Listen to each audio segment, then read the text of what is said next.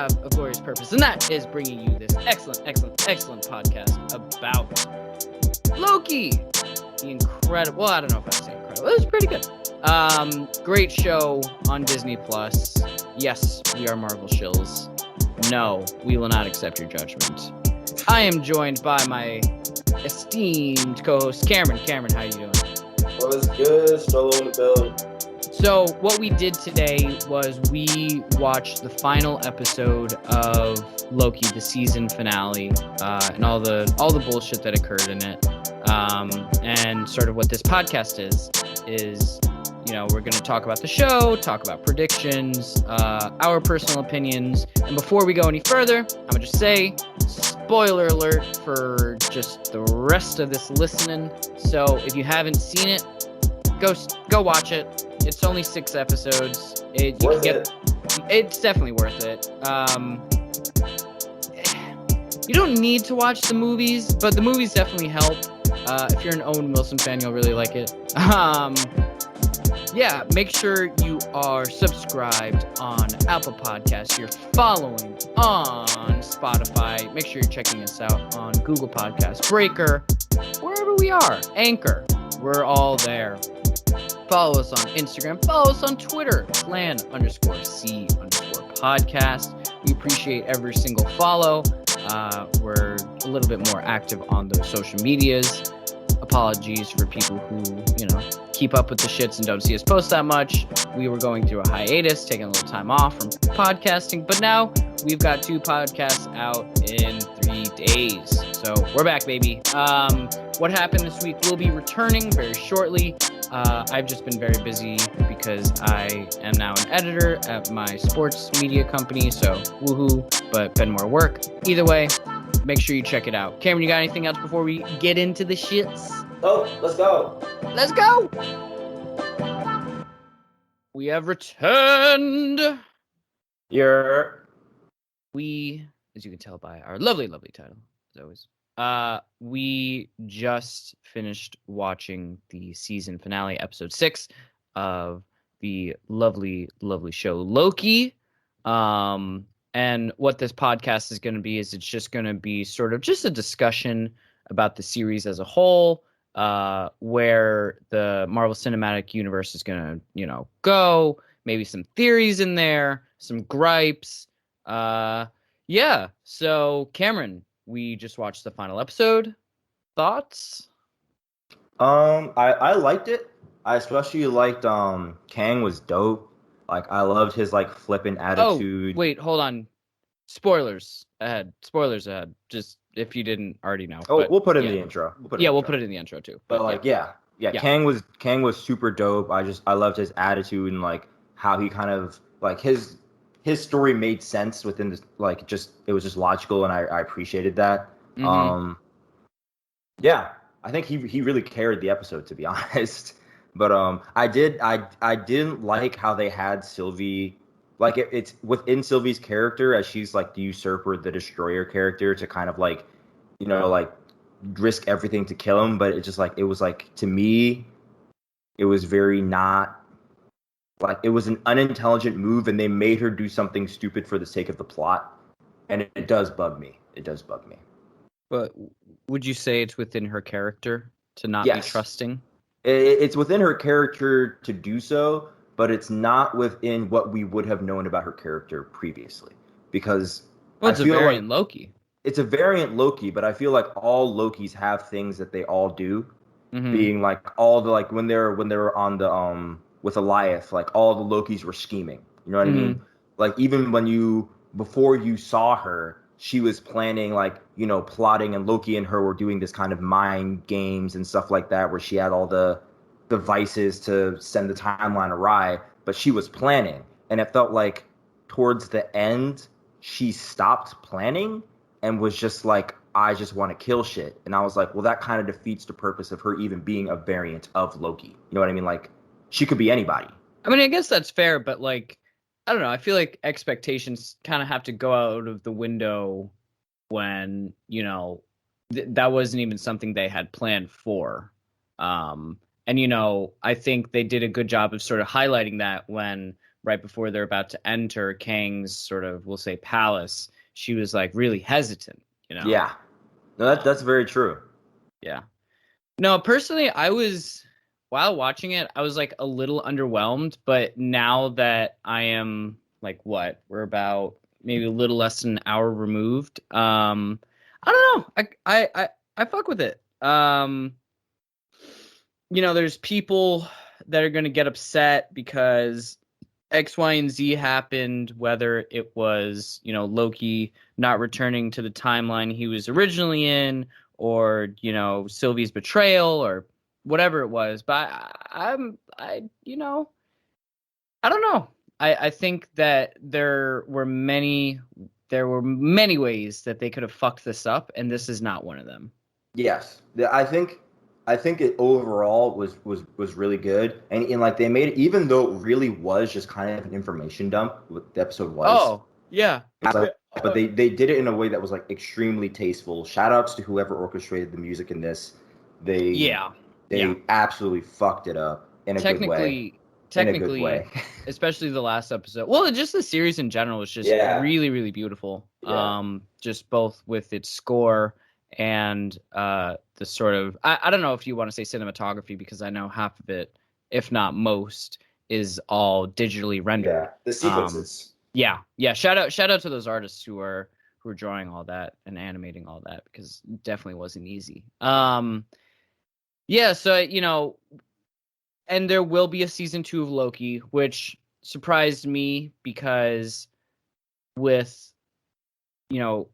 Winter Soldier, or the Falcon and the Winter Soldier, I think that's what they called it. I don't believe there is a season 2, and same thing with WandaVision. Like, I don't think that there's a season 2 for it, but for Loki there is, which caught me by surprise. And I guess it's good though, because the impact that each of these little stories have had, Loki, it is by far the biggest on the MCU. Right? Oh yeah, it's gonna change like every movie going forward. Almost anything that happens post this show is like is fucked. Yeah, and I think that with the new Spider-Man movie coming out, there are rumors that Tobey Maguire and Andrew Garfield are going to appear, and I think now this is sort of a vehicle into that. Whether they do sort of the same thing they did for Ant-Man and the Wasp 2, where Infinity War had. It was, the movie itself was released before the second Ant-Man and Wasp. And then, or I guess it's just Ant-Man and the Wasp, not the second, because the first one was Ant-Man. Anyway, and so, they showed the effects of the Thanos snap after that movie. And I think a similar thing is going to happen with the new Spider-Man movie, where, Spider-Man's going to be getting his shit off. And then at the end of the movie, like, the other Spider-Men are going to show up, and it's going to be like, whoa, you're in this universe too? Whoa. Yeah. Yeah, that's definitely, I feel like there's, like, the Doctor Strange movie is going to be out, is going to be huge. Oh, yeah. I think it's called, like, Doctor Strange in the Multiverse of Madness. So, so looking forward to that one. That's going to be fire. I saw a tweet that was saying, like, Doctor Strange going to have to put up MVP type numbers in his movie. I was like, yeah, that sounds about right. For real. Like, oh, man. Oh, bruh. Yeah. Thoughts on the series as a whole?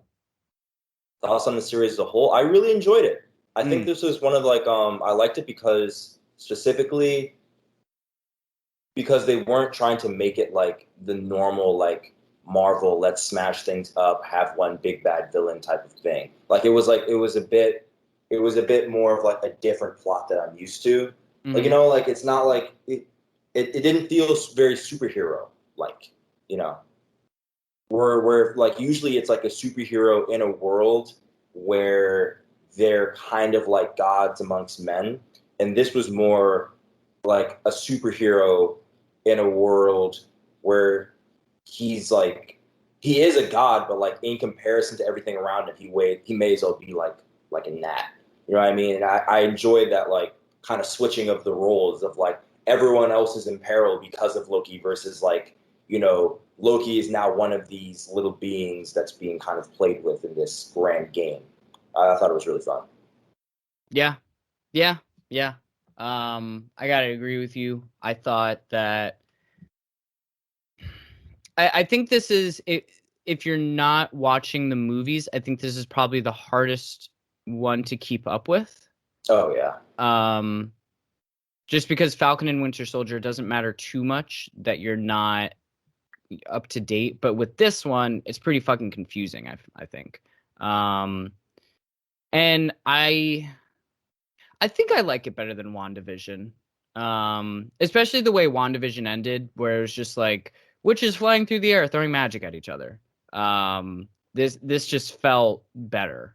And you're right, where it seems like, oh, they're just gonna fight, and then that's gonna be the end, and that's Yeah. that. And one of them is gonna die, and that's all. That's all she wrote. And I was a little worried it was gonna go in that direction because that's sort of the direction in which everything seems to go. Marvel. But Yeah. but they, I don't even know if it's like subverting expectations. I mean, I guess it is because we, especially after Loki and Sylvie kiss, which, like, first of all, if you're offended by that and you're like, oh, like like self-cessed, like ew. Like, first of all, you don't know the god Loki. Like, the god Loki in Norse mythology literally one time transformed himself into a horse so that he could get fucked by a horse. So take a deep breath and relax. Look Yeah. at the source material. He's a hedonist. Like, come on now. Yeah, literally. And it's two of them, so come on.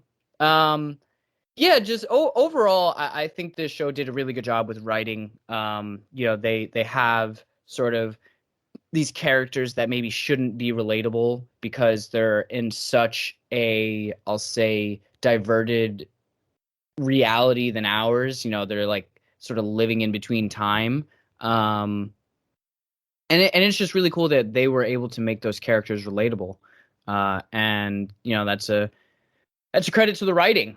And while we can certainly be upset at the actions that some of our favorite characters took, I think none of the writing for the characters is really outside of what was presented, you know? Yeah.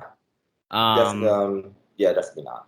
and while definitely upsetting and leaving us on a cliffhanger, which is always just the worst, I think it's still, I think it's very cohesive. Yeah. Yeah, no, for sure. Like, I feel like all the characters like acted in the way that we would kind of expect them to act. Like, it is annoying the whole Sylvie fucked up the universe type of thing and has no plan afterwards. Not just the universe, Like universe. everything. It's like, oh my gosh. Like, and that I know it's gonna bug me. Like, it's definitely gonna be the only thing about this episode that's gonna continue to irritate me till no end. But like, it is within her character, and they set her up to do it. And I know they had to make something happen where the universe had to come in peril in order to set up the rest of the plot. But overall, I think all the characters were really great. Even Ravonna, like she still stayed very consistent throughout the series. Mobius as well. Like I think that they also had great development. Like Yeah, especially Mobius. Mobius, yeah, Mobius like specifically. I also have to. I'm thinking there's going to be something about like the Mobius is it Mobius strip or the Mobius thing? Something about that's going to come into play somehow. He What do has you that mean? name for a reason. Like let me look this up real quick. But the word Mobius has a meaning. Oh, it's like a time meaning, isn't it? Yeah. Yeah, some shit like that. Yeah, no, it's definitely true, and I think it's really fun to sort of play a sort of thought game with where we think it's going because we have literally no idea where it's going. And at this point, the Marvel Cinematic Universe it's allowed itself to now sort of be ready to do anything. And any IP that Marvel owns is, yeah, I think to say that any of these IPs, I think they're all on the table. All of these situations are now at play. You want to talk about like stuff with Deadpool, like, oh yeah, sure, we own that. Throw him in a fucking movie, cool. You want to talk about like the new X-Men franchise, and they're like, X-Men and Iron Man, we can do that. It's just it's really I, I I'm gonna sound like a Marvel shill here, but like credit to them for sort of putting themselves in a position where they're like, cool, now we can do anything we fucking want. Yeah. And it's not as if they couldn't have done that before, but now it's just a lot different because you're, not to make a pun here, but you're writing your own timeline. Yeah. Yeah, it's like they've definitely they've changed the game in terms of like the amount of stories that they can make and the amount of even the amount of stories that already exist in comics they can now bring to the forefront with like because the comics have so many different versions with so many different versions Exactly. of the same characters. Exactly. Now they can like start drawing on those different versions of characters that people have wanted to see forever. You know, Yep. it's Yep. it's going to be great. And they'll be like, "Oh, we want to do Young Adventures? Cool, just get younger Loki from that one Loki episode and bring him in. Cool. Now we can do that shit." Yeah, so just credit to Marvel. Y'all getting your shit off. Oh, for Shout sure. outs to y'all. Any resolution on that Mobius question? Yeah, the Mobius strip is like a it's like a single continuous looping strip. So it's like a band, but it only has like one side and one curve. So Interesting. it probably has something to do with like the way his character is like someone that just keeps going forward Mm. type of thing. I'm sure there's some sort of metaphorical meaning. I'm just not Yeah, we're just I'm not not in picking it up. my Maybe it's a time reference. my seventh grade English mode right now of trying to Well, decipher it. it's hot But out. I'm sure we'll figure it out. Yeah. Um, so going forward, what are some predictions you have? Predictions.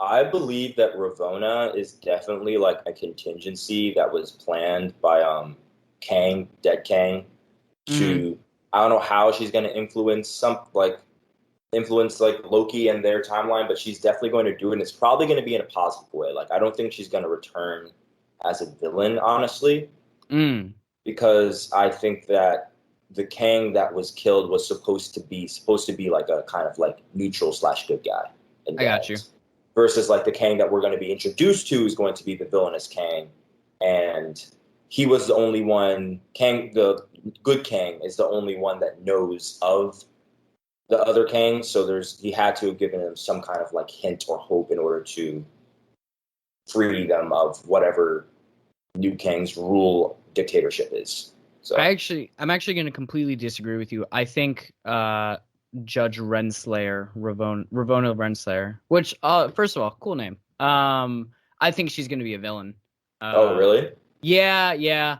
I just think that they sort of broke her reality, and now that, and she'll like probably go and visit herself or some shit in a timeline where like we saw that she was a teacher or a principal or whatever. I think that is gonna definitely lead to some motivation where she's like, ah, fuck Loki, fuck Sylvie, y'all did this, blah blah blah blah blah. I honestly, I hope not.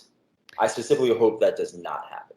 And, Yeah, and I we'll see what and happens. I think it's and the reason I think that she's essentially I guess she's kind of being manipulated in a way, but it's because the Fallout little time, you know what I mean? What's it called? The clock lady. I don't know what her name is. Miss Minutes, Miss right? Minutes. Yes, Miss Minutes. She showed her a file that was not the file that she was looking for, but a file that Kang said that she would think would be more important or would be more useful to her. Which means Mm, that Kang would not have given her that information if he didn't think that that she would act on it in a way that would benefit whatever goals that he had. You know what I mm. mean? And in that way, and because I think that that Kang was kind of like the good Kang, and that's why they had to kill him. I think that's why, even if she ends up being an evil character, the way that she acts on the information will be in a way that would benefit whatever reality Kang would have wanted. Gotcha. Did you have a favorite character or a favorite Loki? Either Favorite Loki is either the presidential Loki or alligator Loki or classical Loki. Um, they're just all fucking jokes. Yeah. And I don't know, the fact that they made Alligator Loki canon is fucking hilarious because it's just an alligator wearing horns. Presidential Loki, that's just like that's everything you kind of want to see in, a comedy based Loki, I'll say, Yeah. where he's like in charge of this band of misfits and then getting betrayed by all these Lokis. And I don't know, he very short appearance but still made me laugh. It was hilarious. And classical Loki, the one who was wearing the ridiculous getup, I think that was an homage to the original Loki design. Would be my guess. That's me talking straight out of my ass. But No, shout I out, think you're right though. Yeah. Richard E. Grant, who was playing classical Loki. I thought he did a fantastic job, and the writing for him, wasn't a ton, but they definitely gave him shit to work with. And it's interesting to think about, like, what if Loki, didn't get killed by Thanos and sort of just hit on a planet. And like you can see that this dude's kind of broken. And then once he does find, as he says, his glorious purpose, he's literally crying as he realizes that like this is what he's meant to do. And I don't know. I just that definitely was something I liked. What about you? Favorite Loki? Definitely classical Loki. Yeah, man was That's fire. yeah. Glorious purpose. That shit was fire. I thought it was freaking hilarious and amazing. And I like that he was actually old and also had like the oldest costume. I thought that was cool. Um, Yeah, I he was like that also just really powerful. super powerful with magic and also like Hmm. incredibly wise in terms of like how well he knew the other Lokis because he had Yep. spent so much time to himself. So it's like he knows like almost everything that like they would think about themselves. Like the amount of self reflection that he had made him like a very interesting character. Outside of that, I did enjoy Mobius. I think Mobius is a really cool character. Oh, He, Mobius. Yeah, Mobius was great. yeah, I just liked the amount of character development he had was like really great, and how he went from like being kind of like a zealot in terms of his dedication to the TVA, and then he got the information, and how he really made the bend, and like the way that he thinks like so quick on his feet, regardless of the scenario, just made him like he's just very endearing and very hilarious. Yeah, He had some great lines. for sure. Yeah, yeah, for sure. Um, oh, I just realized that they can also introduce the fucking Fantastic Four. They own that IP too. That's Oh, true. yeah, this shit Hopefully is they don't ruin it. my hope. Don't fuck up the Fantastic Four again. My hope is that like they don't get too ambitious and they start mixing like Disney IPs, whether Oh it's yeah. like Star Wars versus Marvel Oh type shit. please Which don't. I don't think they would do that. They don't seem the type to, you know, to fuck around with that. Um and especially with how Disney has handled the last few movies for Star Wars, one would hope that that is not the path they tread down. Yeah, keep their hands out of that shit. But Yeah.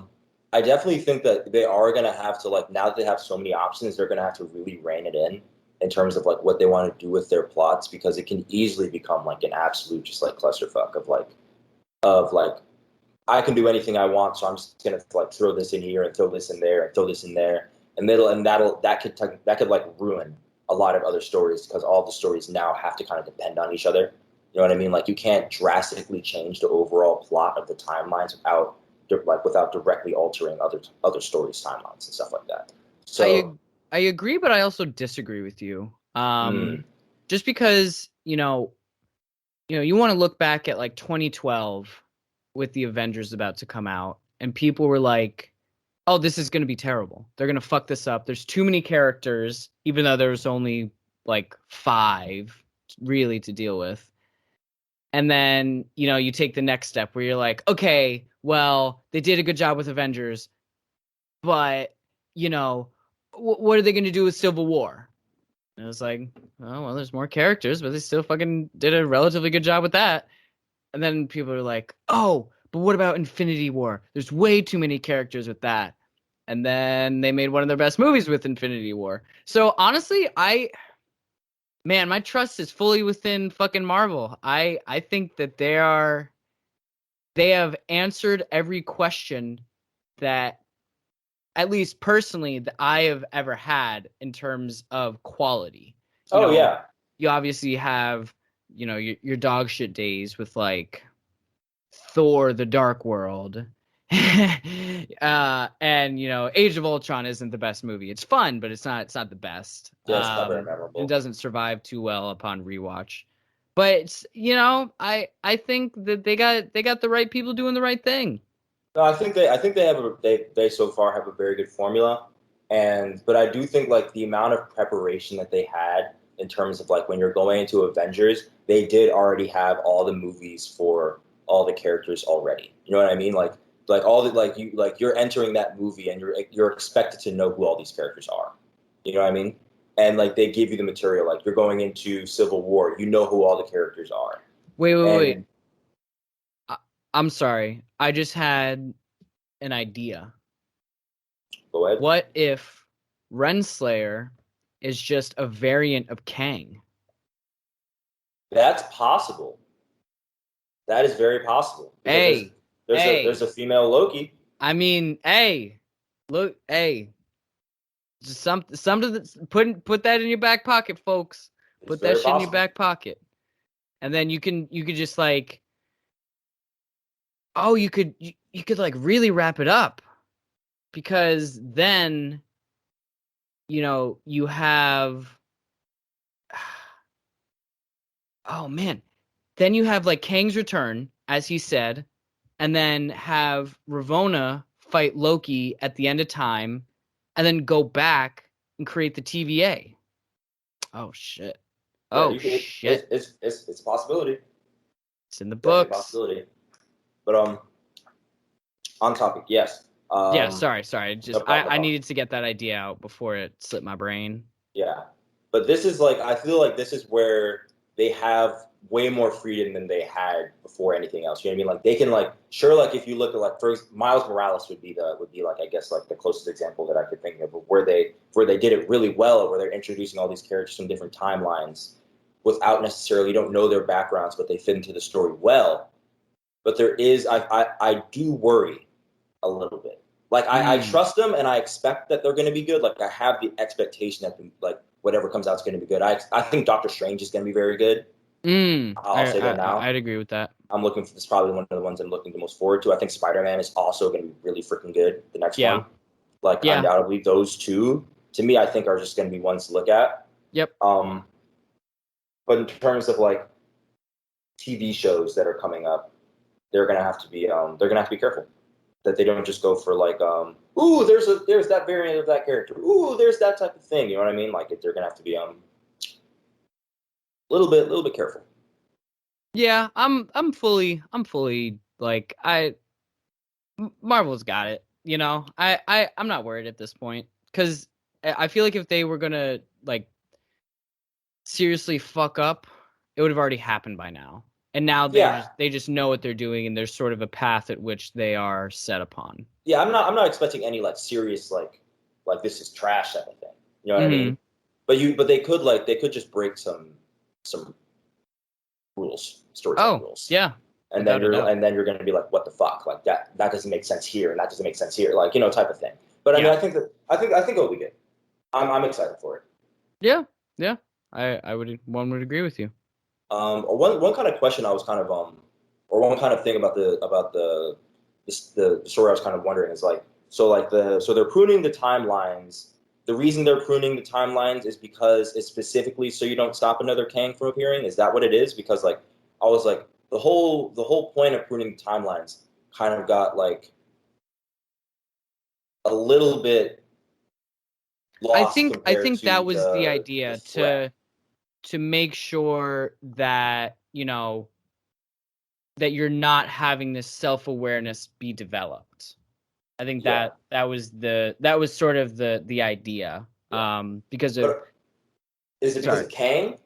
Because I know like he's like I'm most scared of myself, and he's using but he used Eliath to separate the timeline so there wouldn't be any more Kangs. So it's like he's managing the timeline and I almost lost a bit like who they're trying to stop by pruning these timelines, I should say.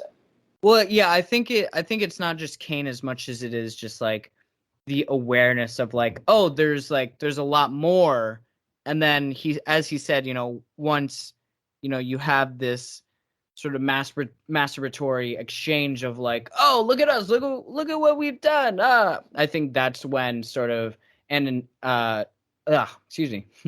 I think that's when you start to develop those sort of the conquering Conflict. tastes. Yeah. No, Yeah. for sure. That makes sense. That would be my guess. But yeah. Yeah, that'd be You got my anything assumption. else? Yeah, it was just kind of interesting because it was like that kind of got overshadowed by the overwhelming threat of like like a infinite amount of Kangs that are like all powerful. But do I have anything else? I kind of like the ties between like the TVA and religion and Kang being kind of like God. I Like definitely some God parallels there. yeah, I really enjoyed that, and I also enjoyed how they kind of like how they like tackled like the immortal type of conundrum of Mm, like someone like Kang being so flippant because someone who has lived infinite lifetimes eventually like everything becomes like meaningless in a way. yeah. You know what I mean? Like he Yeah. didn't care what ended up going which way because he's lived infinitely, and eventually things just don't matter. Like it's like what else is like there's no feelings behind it. You know what I mean? So it's like the only thing that he hadn't really experienced is him not knowing, which is I thought was like a really interesting way to kind of like tackle that kind of immortality, immortal being. You know, it's cool. Yeah. I, No, I think that's a good parallel to draw. how about you? Any last thoughts? I'm excited for what they've got going forward. I think, while we could say we think we know what's going to happen, I think we have no fucking idea what's going to happen. I think we can get some of the details right, but overall, we have no idea. And only the people that have signed the, excuse me, the NDAs really know what's going on. Yeah. I guess I haven't really said my. Did I say my predictions? I'm not sure if I did. You say them again. I do think that Mobius and the I forget the name of the soldier that he recruited, but they're gonna eventually find Loki. They're gonna find some way to hop between timelines. That's has to happen. They're eventually gonna find Loki. Sylvie's definitely come back. She has to somehow right the wrongs that she already committed by starting this multiversal war. So that's gonna have to be a thing. Um, I think the timeline hopping specifically is going to be a huge thing. I think Loki is going to be actually screwed in the first episode or two in Oh, for terms of where sure. he is. Like he really just got thrown into the wolves, like absolutely. And that's going to be super fun. Like I understand some people are like, I want to see them back together, but I think it's going to be well worth the wait. But yeah, I think it's going to be fun. I think everything's definitely going to come full circle in terms of the characters we already know coming back and becoming like very important in season 2 because now all the doors are open Yeah. and they wouldn't just leave any like open strings like that. And if they are, it's for another IP. You best Yep, believe it. they're going to come back somewhere. Right. All right, y'all. Thank you for listening to our thoughts on Loki season 1. Now that we know it is just a season 1 and not just its own miniseries, make sure you are checking out Plan C Podcast on Instagram, Twitter, YouTube, Spotify, Apple Podcasts, wherever you listen. That's where we are. Make sure you check out Thwok Media. We've got an event. It'll be going on the day this podcast is released, which is tomorrow. Make sure you check it out. Get your tickets. Check the Thwok Media Instagram. Lovely co-host Cameron will be presenting art there, and 2 people who have been on this very podcast will be either DJing or showing their art. That's Julian Alexander at snakebone_ and DJ Jux, which I don't believe she has an official Instagram for her DJing. But either way, check it out. Cameron, you got anything to plug before we get out of here? Not really, but glorious purpose. Facts. Find yours. Find your glorious purpose and chase that shit. Find that shit. Do your shit. Thanks for listening, y'all. Enjoy your day. Enjoy your weekend. Peace. Peace.